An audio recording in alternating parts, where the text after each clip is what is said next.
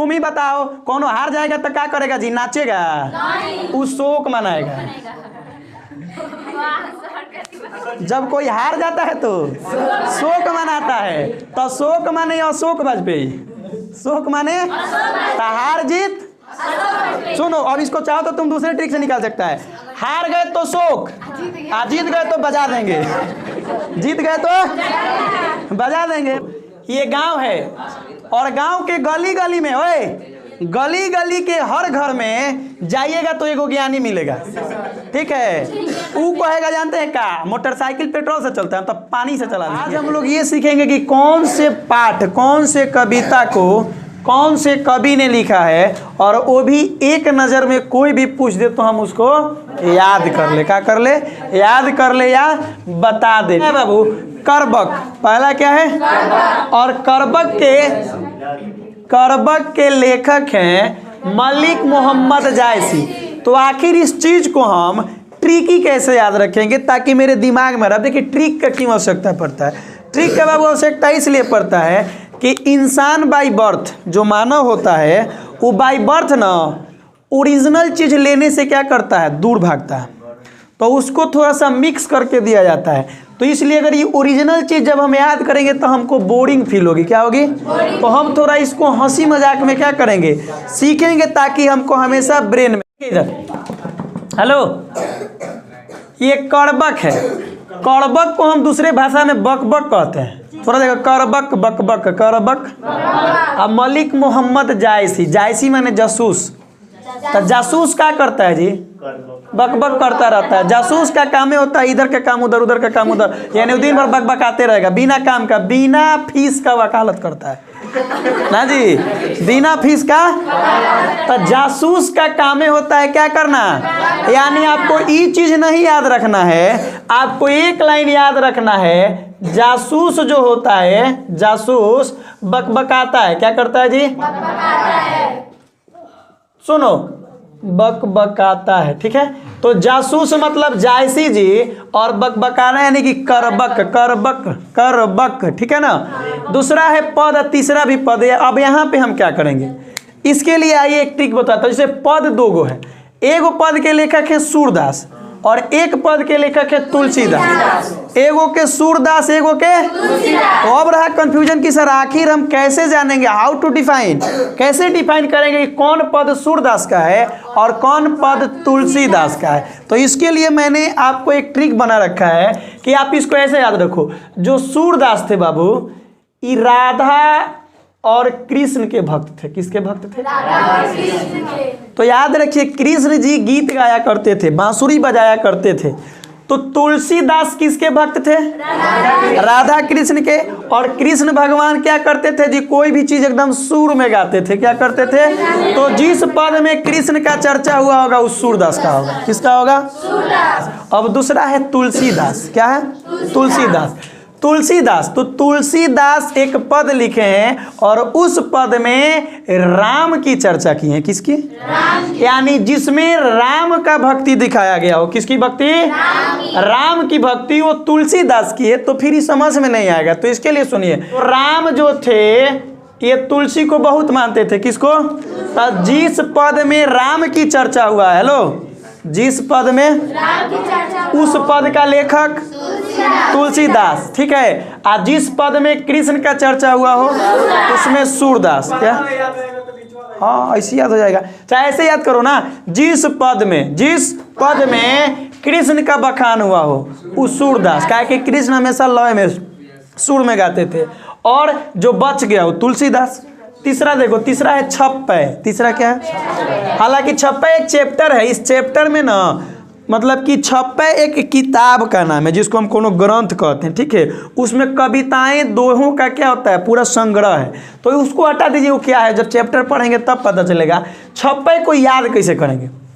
छप्पै माने छपता है, छप्पै माने और नाभादास माने नया ना जी। यानी याद रखिएगा, जब भी कुछ छपता है ना तो वो नए छपता है। आप कोनो जीरोक्सो कारण जाइएगा, पुरानो कागज होगा तो नए निकलेगा। तो छपता है वो नया होता है, जो छपता है वो। तो छप्पै नाभादास। क्या छपा? छपा नया, छपा तो छप्पै का नाभादास। ना राम जी को किससे लगाव था? तुलसी थे। कृष्ण क्या करते थे? सुर में गाते थे। कृष्ण क्या चीज में गाते थे बाबू? जासूस क्या करता है? बकबकाता है। चारों क्लियर हुआ? पांचवा सुनिए, पांचवा बाबू कवित। कवित पांचवा चैप्टर है और इसके लेखक हैं भूषण जी। कौन है? भूषण जी। अब रहा सवाल कि सर इसके लिए क्या ट्रिक दे सकते हैं? इसके लिए देखिए क्या ट्रिक हो सकता है। कवित मतलब कवि, कवित मतलब भूषण मतलब भाषण, भूषण मतलब भाषण। यानी आप जब किसी कवि को किसी प्रोग्राम कहने के लिए बुलाते हैं तो वो आते आते कविता सुनाने नहीं लगता है, आके पहले भाषण देता है। क्या करता है? भाषण देता है। कवि आता है तो क्या करता है? तो कवित के लेखक भूषण जी। भूषण माने भाषण, भाषण माने भूषण। ये कहीं टच नहीं करेगा, एक एक वही है भाषण भूषण भाषण, ठीक है। तो कवि क्या करता है? तो आता है तो भाषण देता है। कवि माने कवित और भाषण माने भूषण, भूषण माने भाषण, ठीक है। अगला सुनो, तुमुल कोलाहल कलह में जयशंकर प्रसाद। तुमुल कोलाहल कलह में, याद रखिएगा हिंदू धर्म में जितने भी भगवान हैं सबसे ज्यादा अगर कोई कोलाहल मचाता होगा, कोलाहल का मतलब क्या होता है? एकदम तांडव, तो वो शंकर भगवान है। कौन भगवान है जी? तो जब कोलाहल की चर्चा हो तो एक एक भगवान को याद रखना, शंकर भगवान। कौन भगवान? यानी कोलाहल कौन मचाते हैं? शंकर भगवान। तो इसलिए तुमुल कोलाहल कलह में शंकर भगवान यानी जय शंकर प्रसाद। कौनों में शंकर नहीं है, एक गो में है, वही होगा, ठीक है। पूरा नाम याद रहे चाहे ना रहे, एगो याद होना चाहिए, क्या कि कहीं टचे नहीं करेगा, ठीक है। अगला सुनिए, पांचों क्लियर हुआ? 6। सातवां देखिए, पुत्र वियोग। पुत्र वियोग, पुत्र, अच्छा बताओ, पुत्र वियोग का मतलब किसी का बेटा मर जाना। तो जब बेटा मरता है तो वो काम शुभ होता है? नहीं होता है। यानी जब किसी का पुत्र मर गया तो वो शुभ नहीं हुआ। क्या नहीं हुआ? शुभ नहीं हुआ। यानी कह सकते हैं जो वियोग होता है, वियोग माने दुख, वियोग शुभ नहीं होता है। क्या नहीं होता है बाबू? शुभ नहीं होता है। यानी आपको कुछ याद नहीं करना है, केवल है ये याद करना है, वियोग शुभ नहीं होता है। वियोग माने पुत्र वियोग, शुभ माने सुभद्रा कुमारी, वियोग माने पुत्र वियोग, अशुभ माने सुभद्रा कुमारी चौहान। कहानी खत्म। क्या ऐसे भोर पड़ेगा कभी? हम जानते हैं कि इसकी जरूरत नहीं है, लेकिन बोरियत फील ना हो उसके लिए थोड़ा इंटरटेनमेंट भी हो जाए और मेरा काम भी हो जाए, इसी को ट्रिक कहते हैं। समझ में आ रहा है? रोशन पूछो, अब मिटा के पूछूंगा तब भी बता दीजिएगा।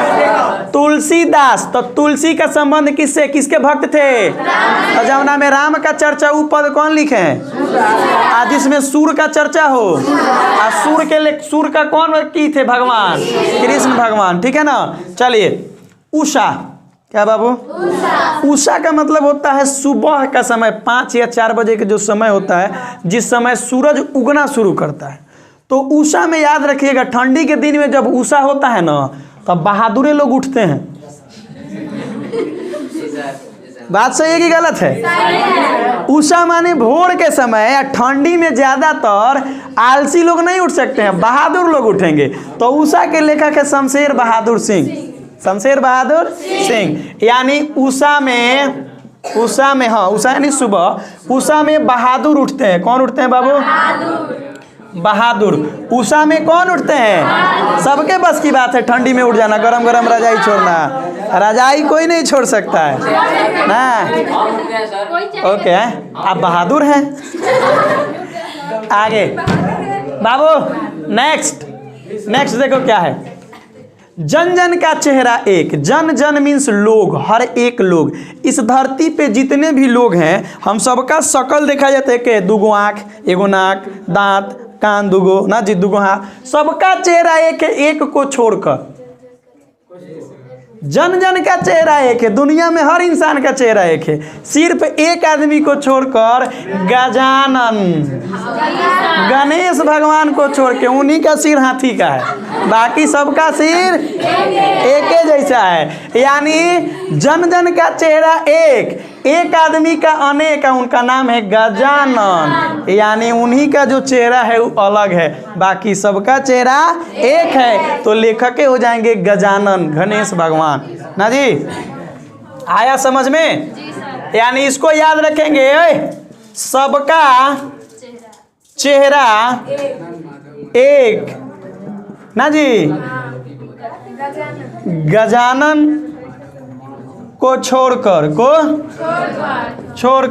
आप ऐसे ट्रिक रखो ना, गणेश जी का जो चेहरा है इस धरती पर किसी इंसान से, तो गणेश जी माने गजानन, गजानन माने वह इंसान जिसका आनंद हो गज का, गज माने हाथी का। ठीक, चलिए तो जन का चेहरा एक गजानन। अब तनी से हम लोग चलेंगे बॉलीवुड में। कहाँ चलेंगे? देखो ये है अधिनायक। क्या है? अधिनायक में से अधि हटा देगा तब बचेगा नायक। क्या बचेगा? तो बताओ नायक माने? अभी ट्रेंड में चल रहा है रणवीर सिंह। कौन सी? तो नायक में सबसे स्मार्ट अभी कौन लग रहा है? तो रणवीर सिंह। मान लो, ये हम नहीं कर रहे हैं, मान लो नायक में सबसे बेस्ट अभी कौन चल रहा है, सबसे कौन ट्रेंडिंग में है? रणवीर सिंह। तो रणवीर माने रघुवीर, रणवीर माने काके में रणवीर तो कहीं है ये नहीं है जी, यानी रघुवीर सहाय। कौन सहाय? रघुवीर सहाय। बताइए वोट पड़ेगा? नहीं ना पड़ेगा। तो अब फिर से बताते हैं, अधिनायक के लेखक रघुवीर सहाय, यानी नायक में सबसे ट्रेंड में कौन है? रणवीर सिंह ना जी। तो रणवीर सिंह यानी रघुवीर सहाय। कोनो दिक्कत? सबको समझ में आ गया?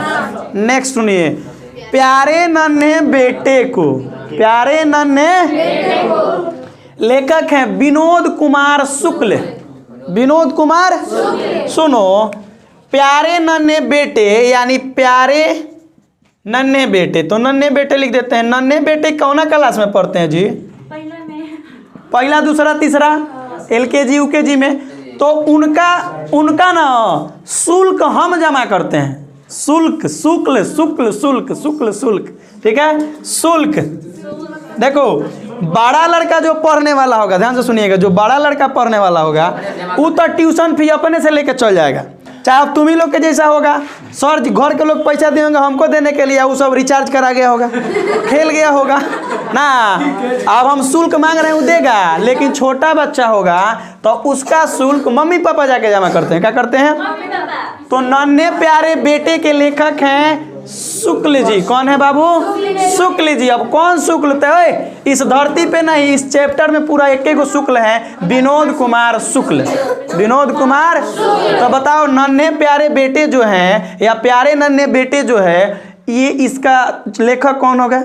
विनोद कुमार शुक्ल। शुक्ल माने शुल्क। नन्हे बेटे का शुल्क कौन जमा करता है? हम लोग करते हैं। ठीक है, नेक्स्ट नेक्स्ट एकदम जबरदस्त है, लिखा है बाबू हार और जीत। हार और जीत। लेखक है अशोक वाजपेयी। तुम ही बताओ, कौन हार जाएगा तो क्या करेगा जी? नाचेगा? नहीं, शोक मनाएगा। जब कोई हार जाता है तो शोक मनाता है। तो शोक माने अशोक वाजपेयी, शोक माने हार जीत। सुनो, अब इसको चाहो तो तुम दूसरे ट्रिक से निकाल सकता है। हार गए तो शोक, जीत गए तो बजा देंगे। जीत गए तो बजा देंगे, है ना जी? बाजपाई, जीत गए तो बाजपाई यानी बजा देंगे ना जी। हार गए तो शोक मनाएंगे, हार गए तो शोक मनाएंगे ना। चलो आगे देखो। अगला है बाबू गांव का घर। गांव के घर के लेखक है ज्ञानेंद्र पति। अच्छा एगो बात बताओ, गांव में तुमको पता नहीं है 12 ज्ञानी से लोग होते हैं, 12 ज्ञानी फ्री में ज्ञान देते हैं। क्या?